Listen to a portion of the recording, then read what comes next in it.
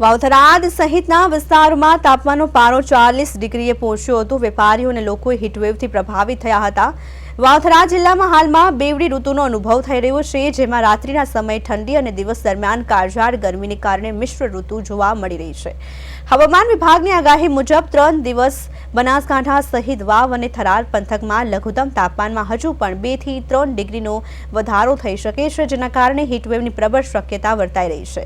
આજે જિલ્લામાં મહત્તમ તાપમાન 40 ડિગ્રી નોંધાયું હતું। આ વધતી ગરમીને ધ્યાનમાં રાખીને આરોગ્ય વિભાગ દ્વારા જનતાને ખાસ અપીલ કરવામાં આવી છે કે બપોરના સમયે બિનજરૂરી બહાર ન નીકળવું, શરીરમાં પાણીનું પ્રમાણ જાળવી રાખવા, પુષ્કળ પ્રવાહી લેવું અને ખાસ કરીને નાના બાળકો અને સગર્ભા માતાઓએ ગરમીથી બચવા વિશેષ તકેદારી રાખવી અનિવાર્ય છે।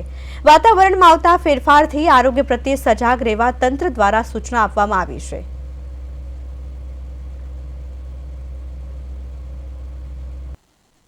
ગરમીનું પ્રમાણ એકદમ ધીરે ધીરે વધવાનું ચાલુ થઈ ગયું છે।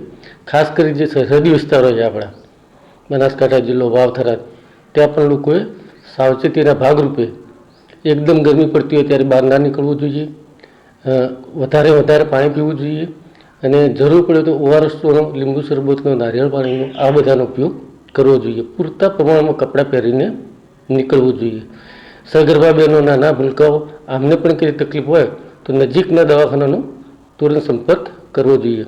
જો ગરમી વધારે પડે તો માથું દુખવાના, ચક્કર આવવાના, ડિહાઇડ્રેશનના આવા બધા પ્રશ્નો ઉપસ્થિત થતા હોય છે। આવા લક્ષણો જો કોઈ પણ નાગરિકને જણાય તો તાત્કાલિક નજીકના પ્રાથમિક આરોગ્ય કેન્દ્રનો સંપર્ક કરવો।